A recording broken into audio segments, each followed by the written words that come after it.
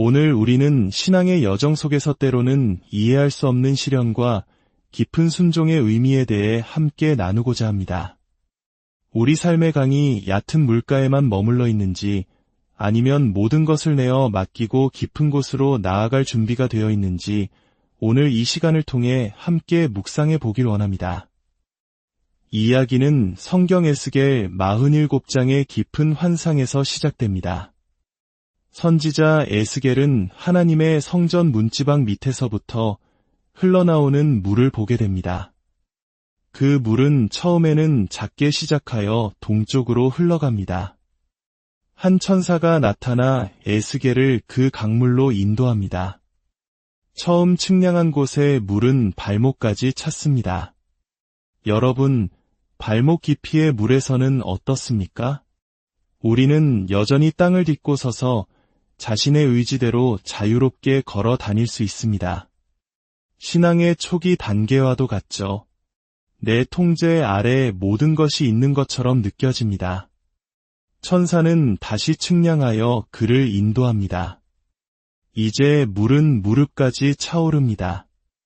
이전보다는 걷기가 조금 더 힘들어집니다. 물의 저항이 느껴지기 시작하며 내 의지대로만 움직일 수 없다는 것을 깨닫게 됩니다. 그리고 다시 측량하자 물은 허리까지 차오릅니다. 이제는 내 힘으로 균형을 잡기조차 어렵습니다. 한 걸음 한 걸음이 위태롭고 물의 흐름에 몸을 맡겨야만 간신히 서 있을 수 있습니다. 우리는 통제력을 잃어가기 시작합니다. 마지막으로 천사가 측량했을 때 그 물은 사람이 능히 건너지 못할 강이 되었습니다. 헤엄쳐야만 건널 수 있는 깊고 거대한 강이 된 것입니다. 이제는 나의 의지, 나의 힘, 나의 계획이 아무 소용이 없습니다. 오직 강의 흐름에 온전히 몸을 맡기는 것 외에는 다른 방법이 없습니다. 이것이 바로 성령 하나님께 우리의 모든 것을 내어드리는 완전한 순종의 단계입니다. 하나님께서는 에스겔을 더 깊은 곳으로 통제 불가능한 그분의 은혜의 강으로 부르셨던 것입니다. 요한계시록 22장에서도 우리는 하나님과 어린 양의 보좌로부터 흘러나오는 생명수의 강을 봅니다. 이 강은 단순한 물이 아니라 생명을 살리고 모든 것을 새롭게 하는 하나님의 능력 그 자체입니다. 발목을 지나, 무릎을 지나, 허리를 지나, 마침내 머리 위까지 차오르는 강물. 그것은 더 이상 나의 생각이 아닌 하나님의 생각으로, 나의 방식이 아닌 하나님의 방식으로 살아가는 것을 의미합니다. 세상의 눈으로 볼 때는 이해할 수 없고, 때로는 미친 것처럼 보일 수도 있습니다. 하지만 영의 세계에서는 모든 것이 다릅니다. 에스겔이 본 환상의 강물은 아라바로 흘러내려가 바다로 들어갑니다. 그리고 그 물이 이르는 곳마다 바닷물이 되살아납니다. 실제로 이스라엘에 있는 이 바다는 무엇입니까? 바로 사해, 즉 죽음의 바다입니다. 사해는 왜 죽음의 바다라고 불릴까요? 강물이 들어오기만 하고 흘러나가지 않기 때문입니다. 그 안에 생명체가 살 수 없는 이유입니다. 혹시 우리 주변에 죽은 크리스천처럼 보이는 사람들을 본 적이 있습니까? 은혜를 받고 말씀을 듣고 기도를 하지만 그 생명의 강물이 흘러나가지 않는 사람들입니다. 우리는 죽은 바다가 되라고 부름받지 않았습니다. 우리는 생명의 통로가 되도록 부름받았습니다. 성령께서 우리 안에 들어오시고 또한 우리를 통해 흘러넘칠 때 우리는 비로소 살아있는 존재가 됩니다. 더 많이 흘려보낼수록 하나님께서는 더 큰 은혜로 채워주십니다.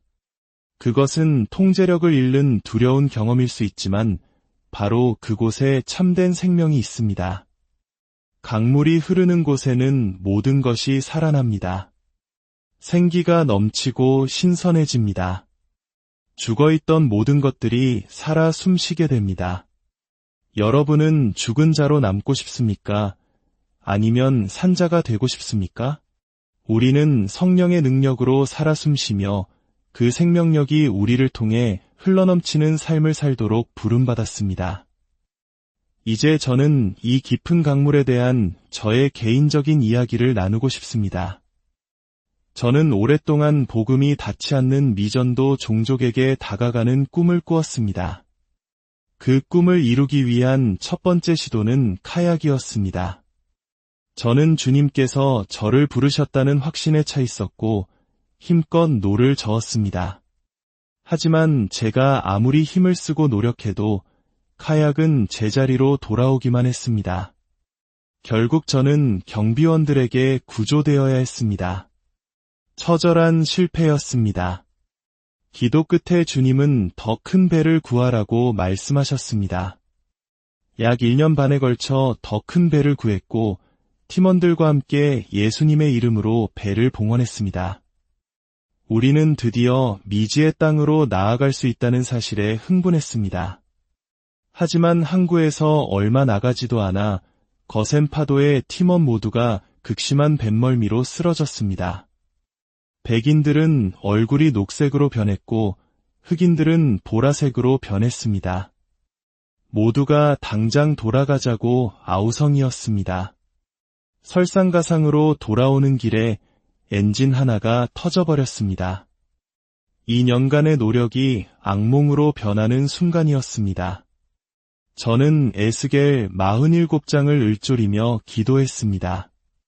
더 깊은 곳으로 몇 주 후 멀미약을 구해 팀의 절반만이 다시 배에 올랐습니다. 수많은 우여곡절 끝에 우리는 마침내 목적지인 한 섬에 도착했습니다. 그곳의 추장을 만나 복음을 전하고 태양광 성경을 선물하며 다시 오겠다는 약속을 했습니다. 기쁨도 잠시, 돌아오는 길에 다른 엔진마저 터져버렸습니다. 우리는 복음이라는 영광스러운 소식을 전하기 위해 우리 모두가 필요하다는 것을 깨달았습니다. 멀미약을 만든 사람, 배를 만든 사람, 배를 운전하는 선장, 연료를 관리하는 사람, 그리고 20년 동안 흙바닥에 앉아 현지 언어로 성경을 번역한 위클리프 선교사들까지 그리스도의 온 몸이 함께해야만 이 사역을 감당할 수 있습니다. 그리고 우리 모두는 더 깊은 곳으로 나아가야 합니다. 수많은 어려움 끝에 캐나다에서 새 엔진을 구해왔습니다. 몇 년 만에 다시 그 섬으로 돌아갈 준비를 마쳤습니다. 그런데 이번에는 선장이 날씨를 확인하는 것을 잊었습니다. 저는 너무 오랫동안 기다렸기에 무조건 가야 한다고 주장했습니다. 우리는 미친 듯이 흔들리는 배를 타고 출발했습니다. 거센 바람이 불고 물이 배 안으로 들이쳤습니다. 제가 작은 보트로 간신히 해안에 내렸을 때 선장에게서 무전이 왔습니다. 배가 가라앉고 있어요. 침몰하고 있습니다. 저는 신호를 잡기 위해 흰개미 언덕 위로 올라가 소리쳤습니다. 아니야, 가라앉지 않아. 하지만 그는 절박하게 외쳤습니다. 아니요, 진짜 가라앉고 있어요. 구조 신호탄은 어디 있냐고 묻자 그는 신호탄을 위가 아닌 옆으로 쏘아버렸다고 했습니다. 우리의 중보기도는 하늘을 향해 올라가야 합니다. 옆으로 쏘는 기도는 아무 소용이 없습니다.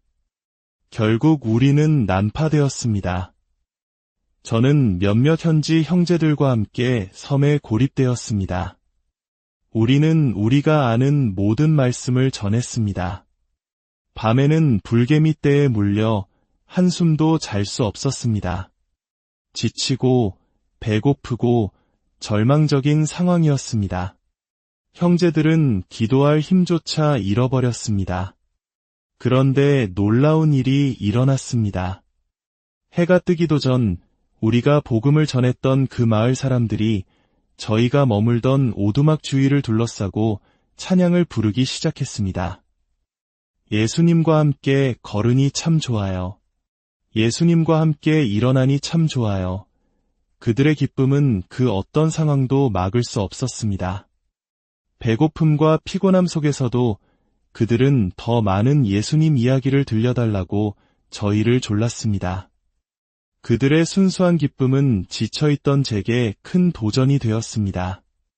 며칠 후 우리는 섬을 떠나기 위해 나무로 만든 카누를 타고 가라앉은 배로 향했습니다. 망망대해 위에서 우리는 뜨거운 햇볕 아래 지쳐 쓰러져 있었습니다. 그때 제 인생에서 본 가장 흉측한 배 한 척이 다가왔습니다. 온통 새똥으로 뒤덮인 배였습니다. 때로 하나님은 우리가 전혀 예상치 못한 모습으로 구조의 손길을 보내십니다. 우리는 그 배의 모습이나 사람의 겉모습으로 판단해서는 안 됩니다. 그 배의 주인은 터무니없는 가격을 요구했고 저는 거절했습니다. 그러자 그는 매정하게 떠나버렸습니다. 그 순간 저는 회개했습니다. 한 영혼의 가치가 얼마인가? 저편으로 건너가는 것이 얼마나 중요한가? 저는 하나님 앞에서 더 이상 흥정하지 않겠다고 다짐했습니다. 결국 우리는 엄청난 돈을 지불하고 그 새똥배에 올라탔습니다. 그런데 그 배의 엔진마저 터져버렸습니다. 이제는 웃음만 나왔습니다. 우리는 웃고 울고 방언으로 기도했습니다. 망망대해 한가운데서 우리는 거대한 검은 바위를 향해 속수무책으로 떠내려가고 있었습니다. 제가 선장에게 노는 어디 있냐고 묻자 그는 엔진에 한 번도 문제가 없어서 노는 준비하지 않았다고 말했습니다. 그때 멀리서 배 한 척이 다가오는 것이 보였습니다. 6명의 어부가 탄 배였습니다. 그들이 가까이 다가왔을 때 우리는 공포에 휩싸였습니다. 그러나 동시에 하나님의 완벽한 사랑이 두려움을 내쫓는다는 말씀을 붙잡았습니다. 그런데 문제가 있었습니다. 그들은 제가 그곳에 있을 것이라고는 상상도 못했기에 옷을 제대로 입고 있지 않았습니다. 저는 어찌할 바를 몰랐습니다. 그 순간 어부 중 한 명이 바다로 뛰어들어 저 멀리 보이는 검은 바위까지 헤엄쳐 갔습니다. 그리고 잠시 후 그는 반바지를 입고 다시 헤엄쳐 돌아왔습니다. 이것이 바로 하나님의 영광이었습니다. 저는 살면서 헬리콥터와 제트기를 타보았고 좋은 차들의 대접도 받아봤지만 이처럼 깊은 존중과 명예를 경험한 적은 없었습니다. 구원받지 않은 한 어부가 보여준 그 배려의 행동 속에서 저는 진정한 명예가 무엇인지를 보았습니다. 저는 그들의 배에 가득한 물고기들을 보며 눈물을 흘렸습니다. 주님께서 제 마음에 말씀하셨습니다. 이것이 바로 모든 종류의 물고기다. 모든 족속과 방언과 나라를 위한 영혼의 추수를 믿겠느냐? 얼마나 많은 배가 가라앉는지는 중요하지 않다. 더 깊이, 더 깊이, 더 깊이 나아가라. 그러면 너는 많은 종류의 물고기를 거두는 풍성한 수확을 보게 될 것이다. 그들의 친절함 속에서 배는 다시 기우뚱거리기 시작했습니다. 이제 정말 끝이라고 생각하는 순간 저는 강력한 소리를 들었습니다. 부흥 집회에서 성령께서 운행하실 때 듣던 바로 그 소리였습니다. 인도양 한가운데서 들려온 그 소리는 바로 돛이 올라가는 소리였습니다. 살포대로 만든 돛이었습니다. 그 돛이 올라가고 바람을 맞는 순간 우리는 구원받았습니다. 성령의 바람이 그 돛을 강하게 때렸습니다. 주님께서 제 마음에 말씀하셨습니다.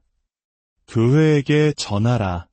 성령의 바람을 맞을 수 있도록 스스로를 준비시키라고. 더 깊이, 더 깊이 나아가라. 엄청난 추수가 기다리고 있다. 발목을 지나, 무릎을 지나, 허리를 지나, 머리 위까지. 더 깊이 나아가라. 오늘 이 시간 하나님께서는 우리 각자에게 부르십니다. 어떤 대가를 치르더라도, 어떤 희생이 따르더라도 성령의 바람을 맞이하기 위해 나아오라고 부르십니다. 이 이야기가 여러분의 마음에 깊은 울림을 주었다면 이 은혜의 강물이 더 많은 이들에게 흘러갈 수 있도록 나누어 주십시오. 여러분의 나눔이 또 다른 영혼을 살리는 생명의 통로가 될 것입니다. 이 채널을 통해 계속해서 하나님의 살아있는 말씀을 경험하시길 바랍니다. 마지막으로 그 6명의 어부에게 복음을 전했을 때 그들 모두가 예수 그리스도를 구주로 영접했습니다. 할렐루야! 모든 상황 속에서 하나님을 신뢰할 때 실패는 위대한 승리의 시작이 됩니다. 이제 우리 함께 기도합시다. 두 손을 들고 우리의 마음을 하나님께 드립시다. 살아계신 하나님 아버지, 우리를 더 깊은 곳으로 부르시니 감사합니다. 우리의 생각과 계획을 내려놓고 오직 성령의 바람에 우리 자신을 맡기기 원합니다. 우리 삶의 돛을 올려주시고 주님의 바람이 우리를 영혼 추수의 현장으로 인도하여 주시옵소서. 어떤 시련과 역경 속에서도 포기하지 않고 주님의 임재 안에 머물게 하옵소서. 우리를 통해 죽었던 것들이 살아나고 메마른 땅에 생명수가 흐르는 역사가 일어나게 하옵소서. 이 말씀을 듣는 모든 이들의 삶 위에 하나님의 강력한 임재와 축복이 넘치도록 부어주시옵소서. 우리를 보내주소서. 주님, 제가 여기 있나이다. 저를 사용하여 주시옵소서. 예수 그리스도의 이름으로 기도드립니다.